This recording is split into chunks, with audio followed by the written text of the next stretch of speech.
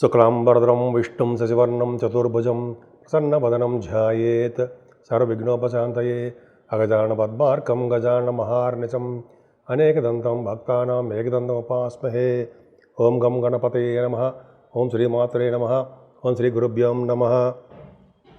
మా ఆది ఆస్తులను చూస్తున్నటువంటి మీ అందరికీ పేరు పేరున నా హృదయపూర్వక నమస్కారాలు.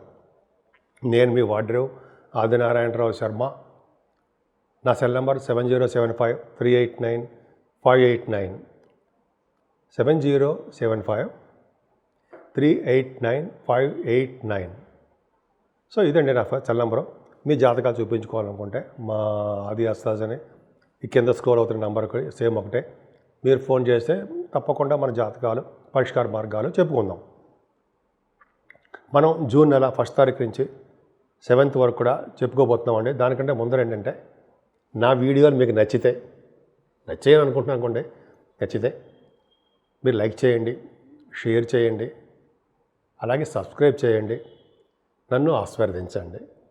వృషభ రాశిలోనే రవి బుధులు ఉన్నారండి. ఒక విధంగా రవి బుధులు ఉండడం గొప్ప అదృష్టమే. వాళ్ళు ఏం చేస్తారంటే విద్యలో బాగా రండించేట్ చేస్తుంటారు. మంచి సూక్ష్మమైన తెలివితేటలు, కుశాగ్ర బుద్ధి అంటే చాలా సూక్ష్మమైన బుద్ధి అనమాట. అద్భుతంగా ఉంటుందండి. ఈ వారం మొత్తం కూడా ధనానికి ఎప్పుడు ఏమాత్రం ఇబ్బంది పడరు. మీరు చాలా స్థిరమైన స్వభావం కలిగి ఉంటారు కాబట్టి. అంతేకాకుండా కుటుంబంలో వృద్ధి కలుగుతుంది. సాహిత్య రంగంలో ఉన్న వాళ్ళకి బాగా అవకాశాలు వస్తాయండి. ముఖ్యంగా చదువు విషయంలో ఏమాత్రము ఆటంకాలు ఎదురు అవ్వవు. ఖచ్చితంగా బాగుంటుంది. మీ తల్లిగారికి ఆరోగ్య పరిస్థితి బాగుంటుందండి. ఎక్కువగా వాహన యోగం కొనుక్కోవడానికి అవకాశాలు ఎక్కువ ఉన్నాయి. ఏదైనా షార్ట్ జర్నీస్ బాగా చేస్తారండి మీరు.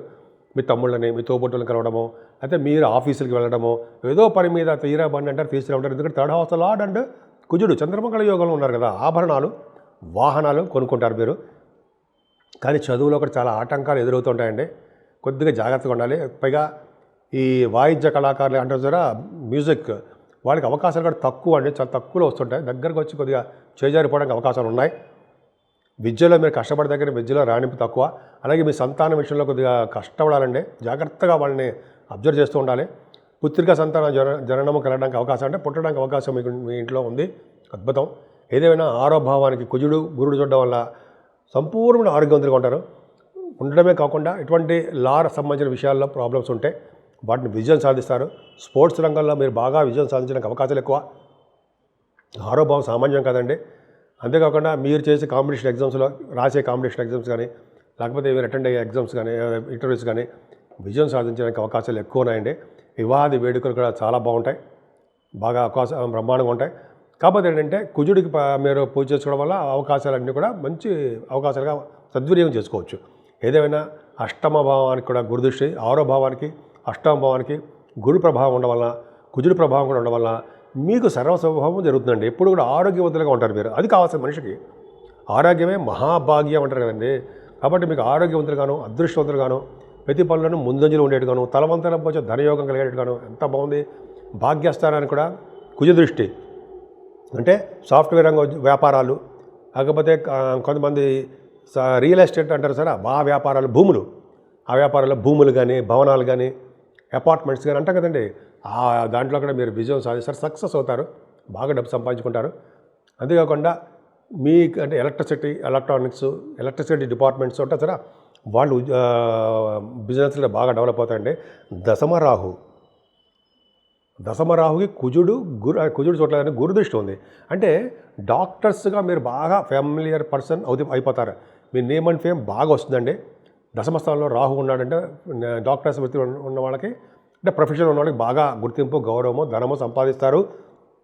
అంతేకాకుండా గవర్నమెంట్ ఆర్గనైజేషన్లో ఉండడానికి అవకాశాలు ఎక్కువ ఉంటాయి. మంత్రి పదవులు రావడానికి కూడా అవకాశం ఎక్కువ ఉందండి. అంటే పొలిటికల్ రంగంలో మీకు ఇన్ఫ్లుయెన్స్ ఎక్కువ ఉంటుంది. అంతేకాకుండా మీరు చేస్తున్న గవర్నమెంట్ ప్రొఫెషన్లో కానీ, ప్రైవేట్ ఆర్గనైజేషన్ సంస్థల్లో కానీ మీకు ఉన్నతంగా రాణింపడతారు, గౌరవ మర్యాదలు దక్కుతాయి.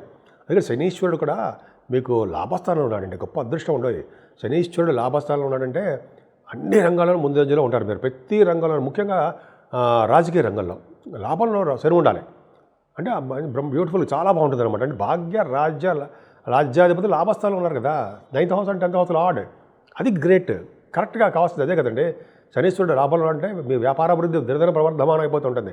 ముఖ్యంగా సాఫ్ట్వేర్ రంగ వ్యాపారాలు, అలాగే ఎలక్ట్రిసిటీ, ఎలక్ట్రానిక్స్, కాంపౌండ్స్, అలాగే ఇంకోటి ఏంటంటే ఆటోమొబైల్ ఇండస్ట్రీస్ అంటాం సరే, ఆటోమొబైల్ వాళ్ళకి, సిమెంట్ పరిశ్రమ ఉన్న వాళ్ళకి, ఇలాగ వ్యాపారాల అభివృద్ధి బ్రహ్మాండం, ఫార్మా రంగం అందరికీ చాలా బాగుంటుందండి. శుక్రుడు కూడా వైభవంలో ఉన్నాడు. శుక్రుడు వైభవంలో ఉన్నప్పటికీ ఏమాత్రం ఇబ్బంది పడాల్సిన అవసరం లేదు. చక్కటి సంపదలు, ఖర్చులు, దైవ దర్శనాలు, పుణ్యక్ష దర్శనాలు, అమ్మవారి పీఠాలు ఉంటాయి సరే అవి, అలాగే నైమసారణ్య దర్శనాలు, ఇలాగ చక్కటి దర్శనాలు ఇవ్వడము, అమ్మవారి దర్శనాలు చేసుకోవడము, వాటి రీత్యా ధనం ఖర్చు అయిపోవడం జరుగుతుంది. ఏదేమైనా రాహుకేతుల మధ్యలో ప్లానెటరీ పొజిషన్ ఉంది కాబట్టి చెప్పదగ్గ సూచన అంటే అమ్మవారిని, గణపతిని ఆరాధించండి. అన్ని రంగాల్లోనూ మీరు ముందంజలో ఉంటారు. 12 రాశుల వారికి చెప్పదగ్గ సూచన ఏంటయ్యా అంటే, ఎప్పుడు చెప్తున్నట్టుగానే మేషరాశి నుంచి వృషభ రాశి వారు, మేషరాశి నుంచి మీనరాశి వారు కూడా ముఖ్యంగా అన్ని గ్రహాలు రాహుకేతుల మధ్యలో బంధించబడ్డాయి. అంటే విపరీతమైన రాజయోగాలు కలగవు, కొద్ది చిన్న ఇబ్బంది కలుగుతూ ఉంటాయి. కాబట్టి మనం అంటే అన్ని రాశుల వాళ్ళు సర్పదోషంలో ఉండిపోయాం. అందుకని చాలా పోట్లాట్లు, తగాదాలు, మనస్పార్థలు, చికాకులు, కోపావేశాలు ఇవన్నీ ఉన్నాయి కదా, అవన్నీ తగ్గిపోతాయి. రాను కదా అవన్నీ తగ్గడానికి అవకాశాలు ఉన్నాయి. అందుకనే కాళహస్తిలో కానీ దగ్గర ప్రాంతంలో ఎక్కడున్నా సరే రాహుకు పూజ చేయించుకోండి సుమా. రాహుకేతువులకి పూజలు ఖచ్చితంగా చేయించుకోవాలండి. అంతేకాకుండా అమ్మవారిని పూజించడం వల్ల రాహు కంట్రోల్లోకి వస్తాడు, వినాయకుడిని పూజించడం వల్ల కేతువు కంట్రోల్లోకి వస్తాడు. చూసారా, కుజుడు మరి ఆయన పూజించడం వల్ల సర్వదా సౌఖ్యమే. సుబ్రహ్మణ్య స్వామిని పూజించడం వల్ల కుజుడు కూడా మంచి బలవంతుడు అయిపోతాడు. కాబట్టి ఇవన్నీ చాలా సర్వసాధారణంగా మీ దేవుడు, ఏ దేవుడు మీకు ఇష్టం ఉంటే ఆ దేవుడిని పూజించడం మంచిదండి. దత్తాత్రేయ స్వామి వారు కానీ, దక్షిణామూర్తి గారు కానీ, శివుడు కానీ మీకు చాలామంది ఇష్టం కదండి. పూజలు చేసుకోవడం. సరస్వతి అమ్మవారండి మర్చిపోతుంటాం మనం. సరస్వతి అమ్మవారి పూజలు చేసుకుంటే ఆవిడ నాలుక మీద నాట్యం చేస్తూ ఉండమని, బ్రహ్మదేవుడిని ముఖ మీద వర్చస్సు పెంచమని మనం కోరుకుంటూ ఉండాలట. అందుకని అమ్మవారిని పూజ చేసుకుంటే నాలుక మీద నాట్యం చేస్తుంది ఆవిడే. అంటే నాట్యం చేయడం అంటే మన పలికే పలుకులు అద్భుతంగా ఉంటాయన్నమాట. అందుకనే సరస్వతి అమ్మవారిని ఎప్పుడూ ఎట్టి పరిస్థితుల్లో మర్చిపోకూడదు. మనం పూజ చేసుకోవాల్సిందే.